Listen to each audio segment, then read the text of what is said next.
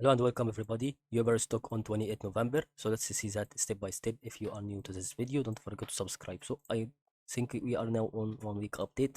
However, there is no thing that is going to be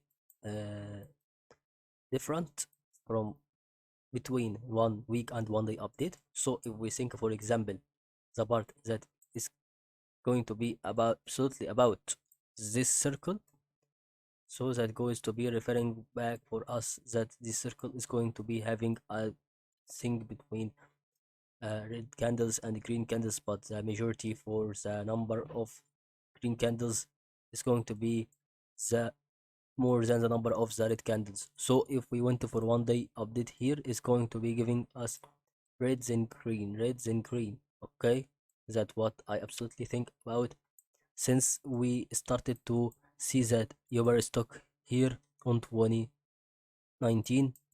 So I think this is going to be the price predictions that can I expect nowadays, and that's what can actually be done on this video.